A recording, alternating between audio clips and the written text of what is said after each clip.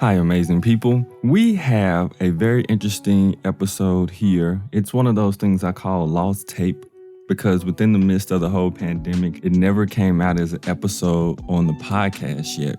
So I wanted to share this.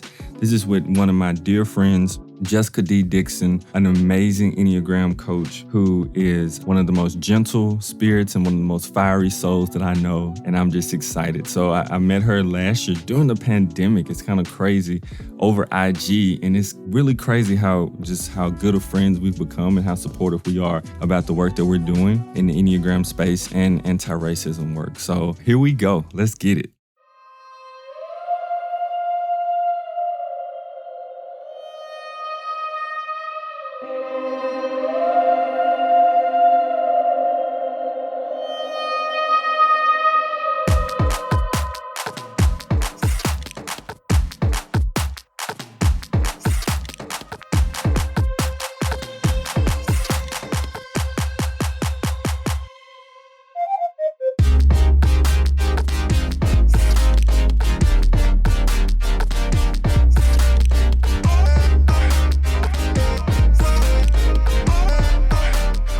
Super excited to announce my new partnership with BetterHelp. This episode is actually sponsored by BetterHelp. If you are struggling, BetterHelp can help.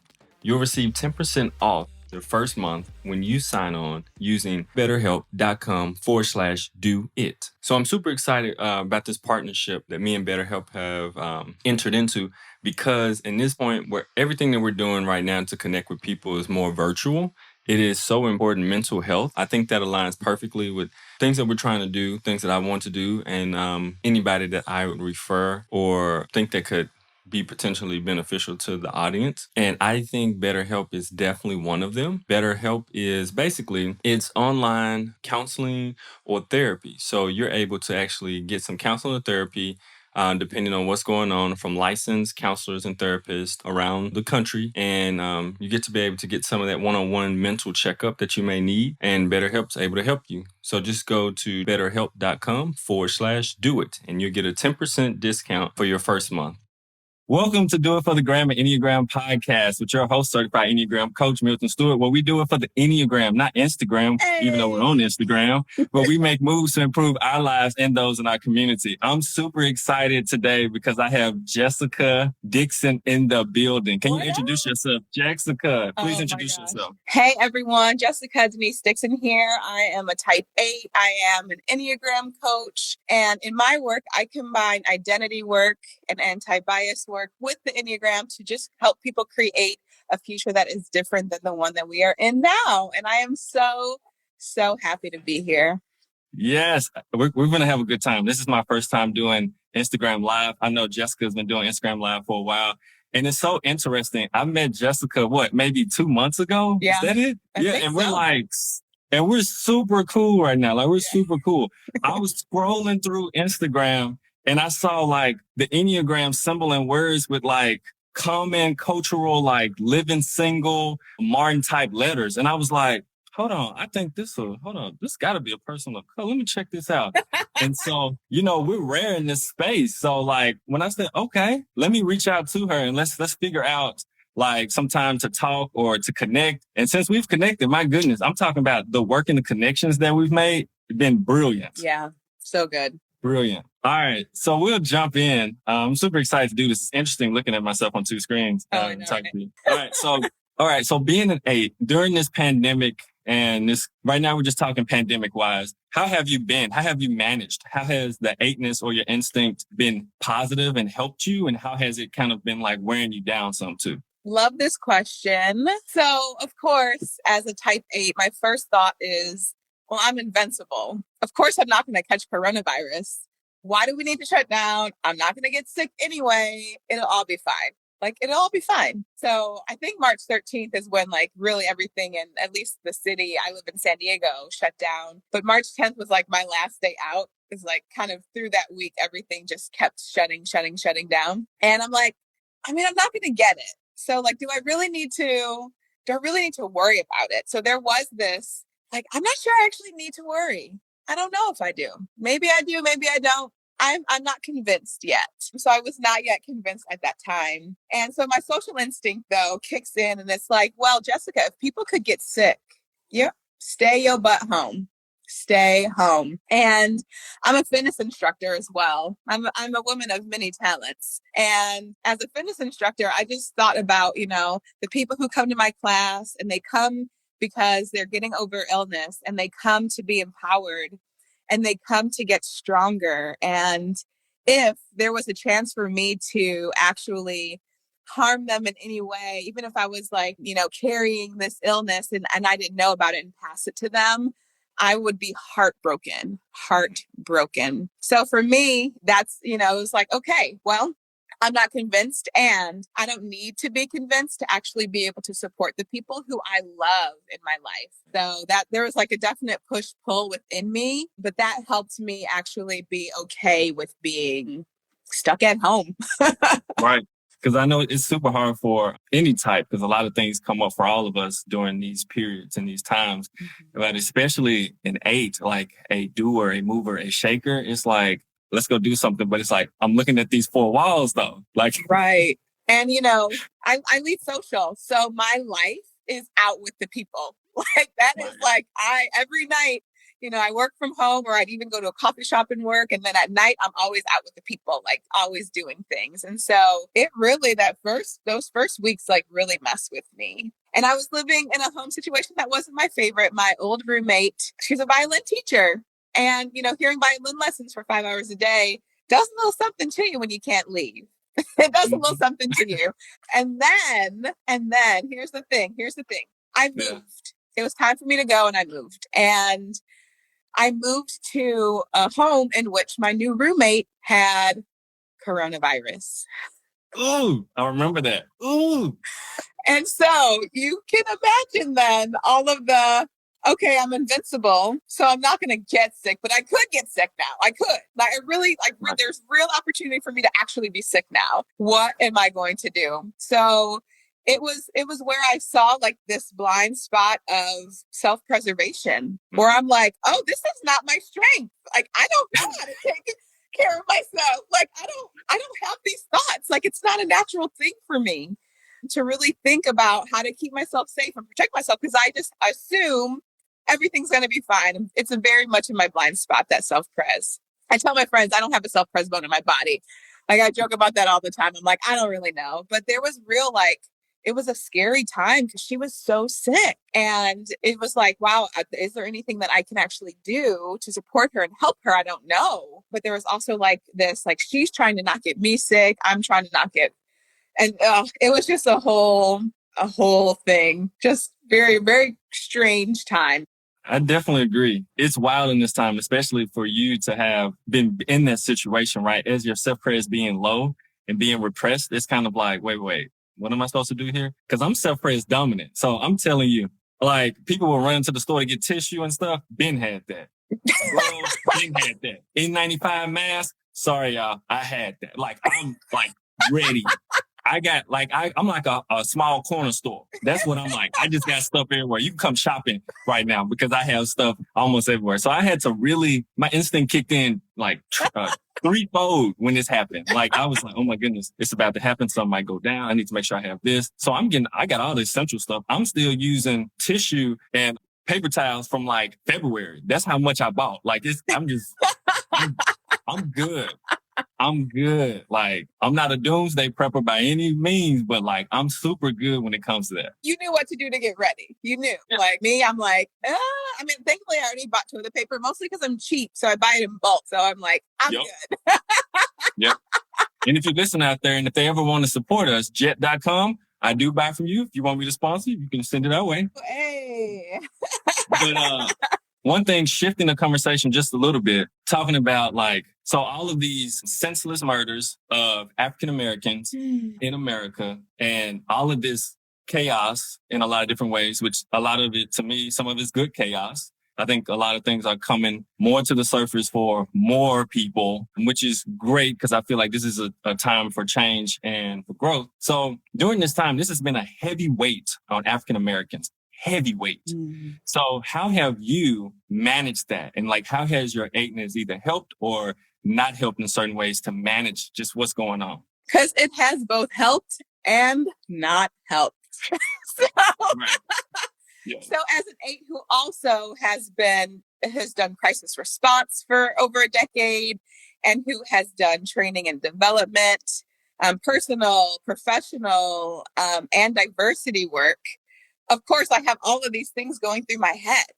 That's like, where do we start? Where do we start? So, of course, like my instinct is to jump in and to make sure that African Americans, that Black people are protected, because a lot of white people are really coming into this space of being able to understand, that whiteness has a connotation to it. It's not just a box that you check off when you're doing your census or when you're filling out forms. It's like a real constructed thing, but with that exploration comes a lot of really hard questions and feeling like there's no real way to go. And so then they're coming to their Black friends who have known about their whiteness their whole lives, their whole time that they've known them. And they're finally doing this exploration. And so my instinct is to protect the Black people, because I know the weight that this carries. So I'm like out, like making sure I'm in there and I'm taking the battle and I'm doing everything that I can and to make sure that people are educated. So that's been great, right? And it's tiring because another thing that's happened is I am getting a lot of people who I love, who are white, who are reaching out for help because they don't understand. And while it's so beautiful. It's so beautiful that this is happening. And it's like a lot for me. It's like put on me to carry in a lot of ways. Because I just get the help me understand. I don't understand messages. And so, I have done a lot of work to not just go off on people and cuss people out, right? Like, because that's like my default is like, F you. You're doing too much. But so it's been a lot of work, right? To just calm down, to actually stay with myself, to stay in my body, and to not just be, to rage out. I've learned during this time and remembered, because in a lot of ways I've gotten rid of the weight of the world is on your back that many type 8s feel. That if I don't do it, no one will. I have the energy for it. I can do it. Like, I need to do something because that action that just propels us forward. And I've had to slow down and really be with myself and say, okay, but this is the action that I want to take right now. And what's driving it? And what do I really need? So it's been like, at first it was like, post. And now there's a little bit more like slowing down, checking in with myself, making sure that I'm okay, checking in with the Black people I know, making sure that they're okay, doing more general education. Like, please don't just reach out to your Black friends. We are tired. Here are some things that you can do instead.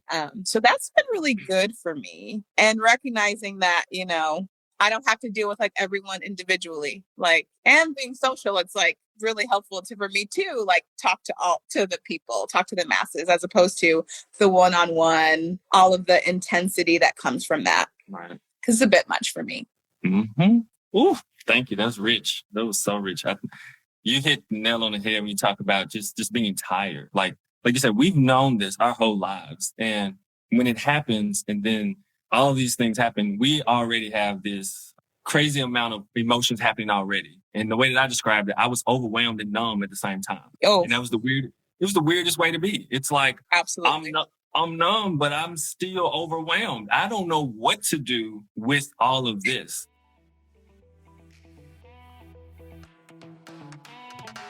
Does your workplace stink because the culture sucks?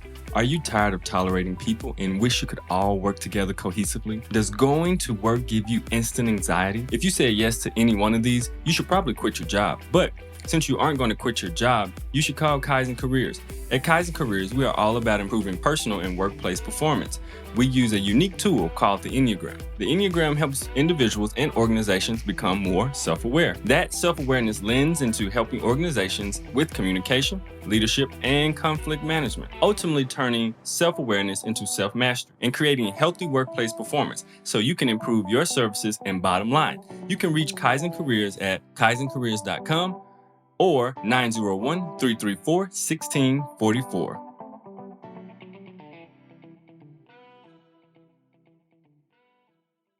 You talked about allies. Let's speak a little bit more about what are some things that allies can do to really be helpful and beneficial to the movement. Yeah, I am so grateful for allies. There's a few things that really come to mind right now. One of the biggest things is, again, not to just go check in with your Black friends because we're tired and we need space and we don't want to have to explain ourselves to people all the time.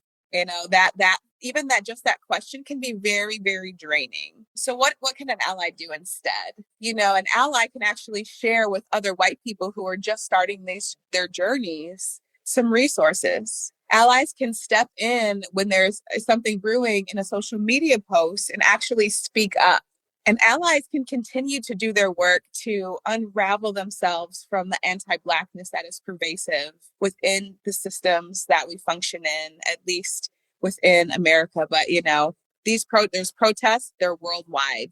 You know, people worldwide are seeing that this is something that is important and that it's not just here, that it's really woven within the context of the global society that we do live in. So I think, you know, continuing to do your work around your your anti-racism, like weeding up and weeding up and removing the anti-Blackness that is founded here. Whiteness is something that's founded in opposition to Blackness, and it's something that's been created. And so, as you're starting to move forward, you know, people who are allies or people who want to be allies, you have to continue to do that work of uprooting the whiteness and knowing the history of it and your history that plays into it, or that what contributes to it, the context that you have inherited that you may not even be aware of, but you're living in it.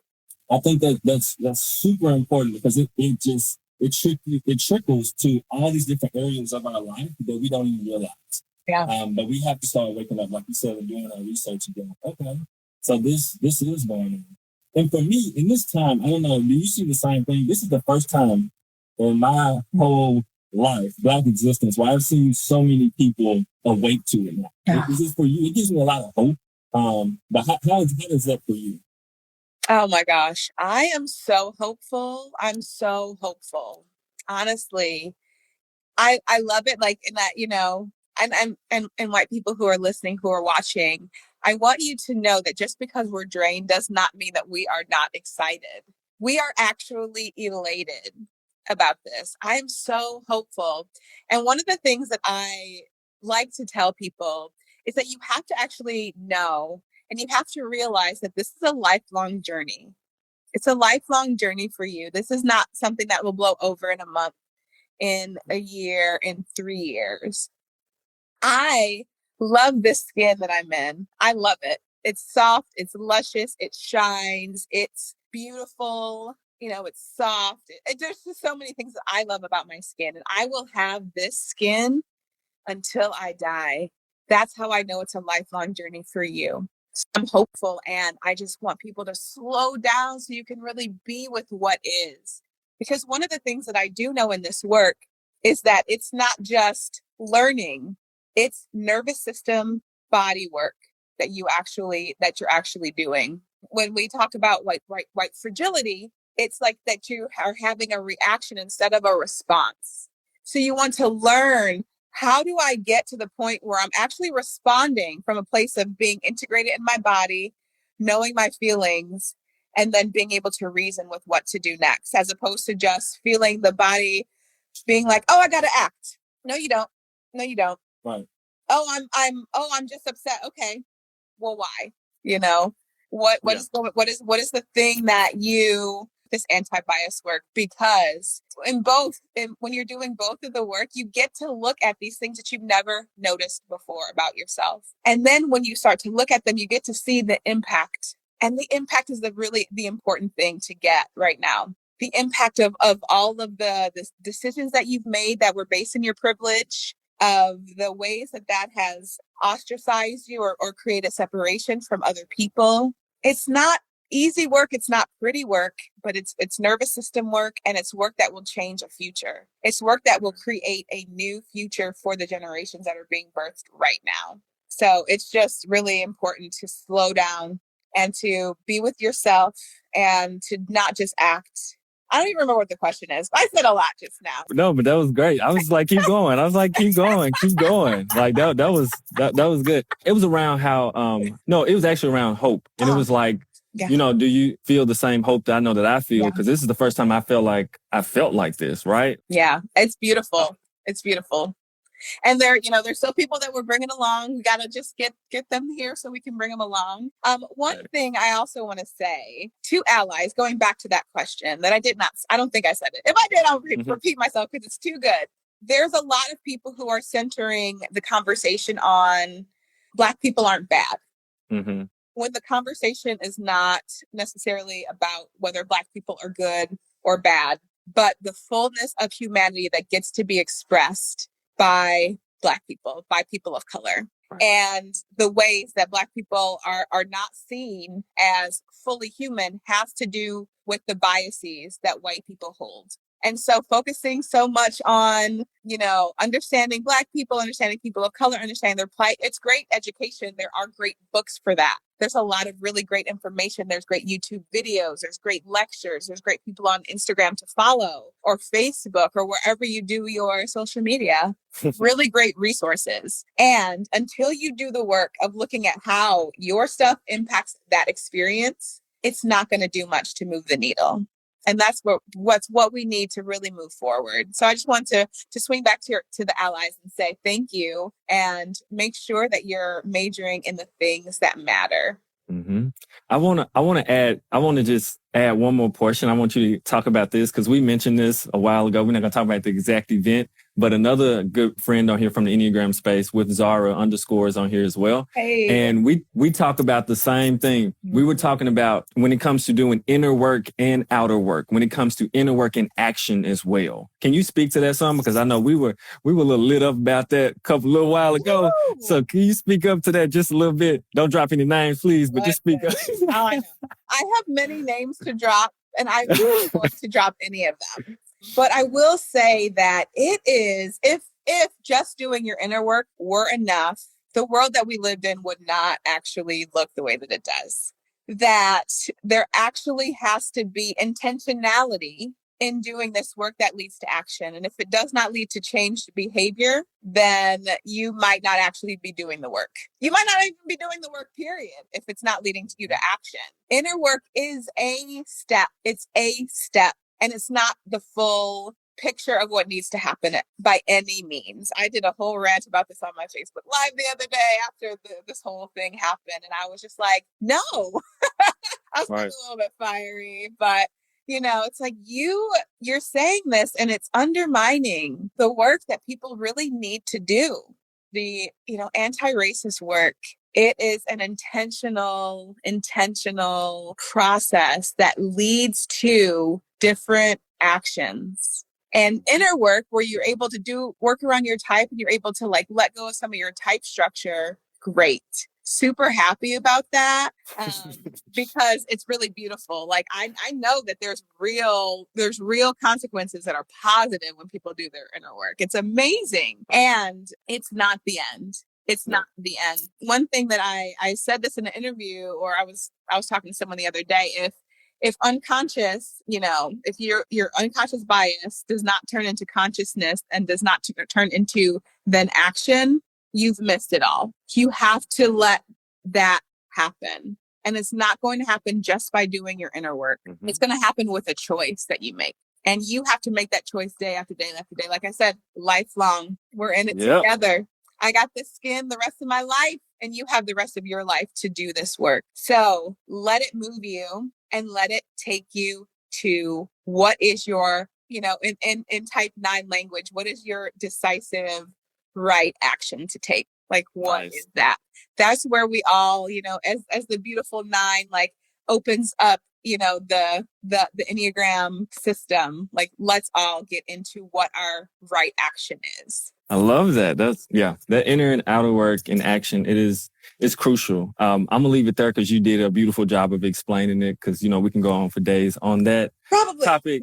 Yeah. So we're gonna move on. So I'm gonna talk about a little bit about the 8 now. So thinking back about, I don't know, 4 or 5 years ago, what is some recommendations you would give to another 8 who's maybe where you were 4 or 5 years ago? What are some recommendations or ideas and things you would give them to help them be better? Oh, I have a lot of things to say to my 8s. Can I just riff on it? Do your thing. One is that it is okay to allow yourself to be moved and touched by things.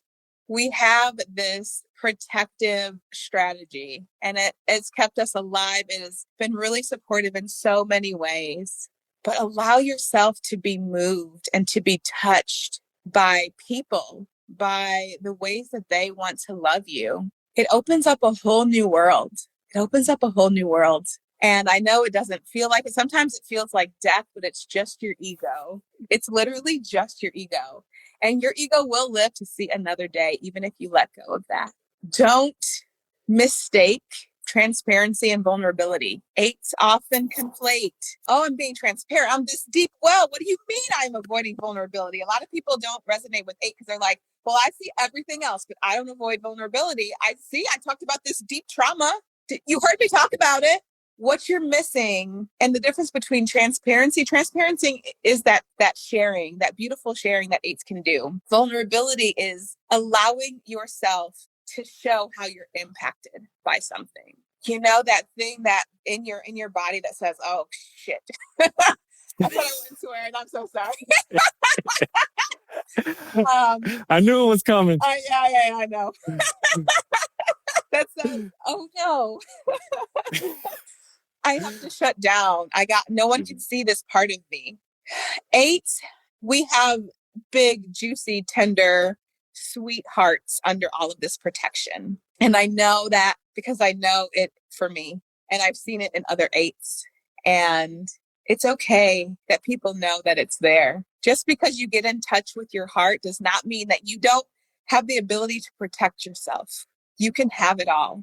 You can both be vulnerable. You can both share of yourself and give of yourself and still protect yourself when you need to. The work of this system of the Enneagram actually allows you to see, when am I just protecting myself just to protect myself? And when am I using this as a strategy that actually will make a difference? You don't always need to protect yourself.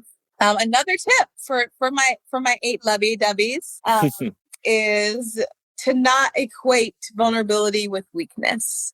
That vulnerability can absolutely be a demonstration of strength, and that weakness does not actually remove your strength. It just means that you are a human. I've walked around in this life thinking I'm superhuman. Mm-hmm. And in some ways, I kind of am.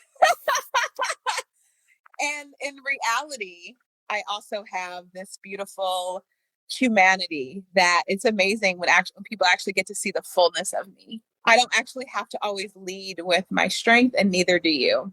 What else do I want to say? I think that's those are the things on my heart right now from my 8s. That's super rich. I think that's one of the things that when I was looking at some of your lives that captured me, that I was like, oh wow, the way that you spoke about different types and the beauty and authenticity of them from the inside, and not just the stereotypical way that we read over stuff about them, was I was like, ooh, that was really good. That's the stuff, that really moves people. Like you said, when you talk about that 8 juicy heart, there is something so incredible when an 8 is able to be vulnerable in a room full of people, or in just a person in general, but because it allows everyone else to put their defenses down. I mean, it sets a whole tone for the whole room. Everybody's like, oh, I can be a little more vulnerable too. I can share too now. Like it creates such an amazing environment when I've been in a room where eights was like, okay, let me go ahead and really be vulnerable and let some of this out. Oh, the whole room is moved. It's like, oh, okay. Like this got real. One of the superpowers of the 8 is to give people permission to just be. And we have to do our work for that first, right? Like we have to actually let ourselves just be. But when we do, it shifts atmospheres, it shifts cultures, it changes things.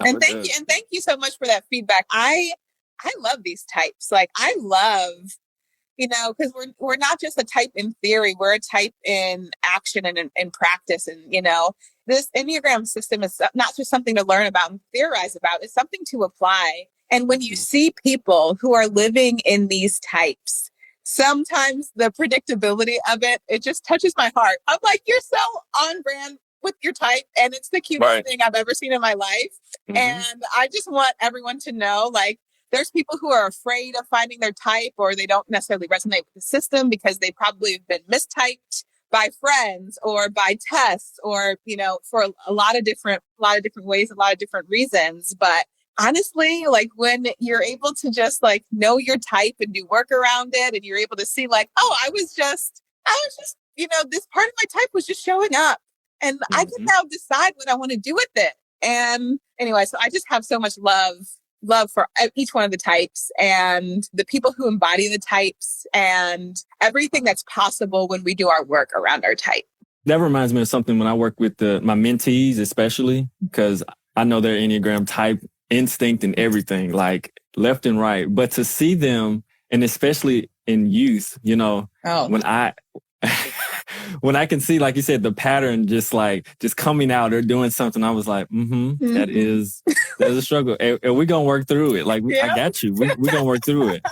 And so I absolutely love it. One's a 2, one's a 1, one's a 7. So it have these 3 diverse different ways of like really working with them, which is it's fun and entertaining, but it also helps me to speak their language when they feel misunderstood. So I love that. And then the kids I work with at the school, like same thing. Like I may not always know their type, but I can get a general sense of, what center are they in, so I can kind of know how to connect with them. So I feel like that's one of the most amazing parts about it, the ability to really connect to people on a deeper level. It has improved every single area in my life. Let's be honest, just every single one. I cannot say it has not improved one, to be honest. I completely agree with that. I've had the same experience, and it's like when you're able to see, oh, this person, they're doing it out of this protection. They're doing it out of this pain. They're doing it out of this way that they're avoiding something. The compassion that you are that I've been able to develop for people.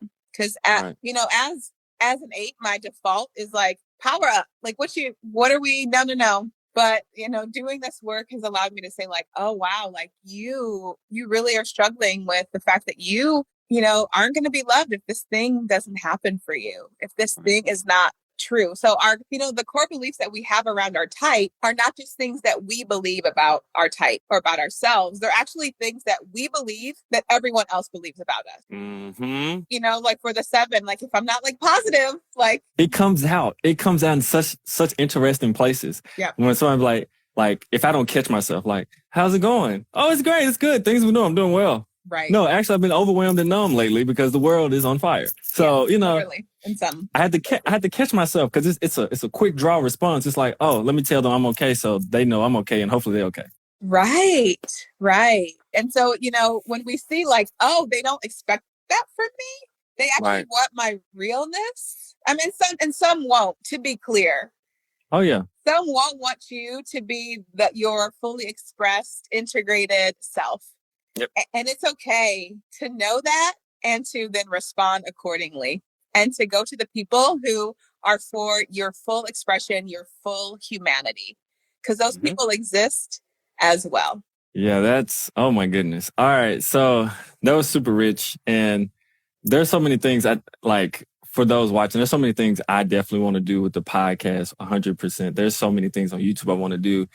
We had this scheduled to do like on a like a YouTube live type thing. I got a whole setup. It'll come out soon. I think I need a better computer to process it all. But nevertheless, this has been amazing because we're 2 in 1. We're like Zooming this and living this. So it'll be able to be on the podcast as well, coming forth in a couple of weeks. And you got a preview here, which is absolutely awesome. So Jessica, looking ahead to 2021, no telling what's going to be going on. Hopefully much better than what it is now. Hopefully we got a vaccine out. We can be a little bit closer to people. And hopefully we've changed laws. We've abolished laws and we've changed the way that we like deal with communities and people of color. So hopefully we've changed all that, at least some, right? Or at least making more steps, right? Yes. Nobody fell off the wagon. It's not a sprint. It's a marathon. It's a journey. We're going to keep grinding, fighting injustice. We just got to keep going throughout our whole lives. So I say all that to say, what is something you want to be doing or a place you want to be or have accomplished by this time next year?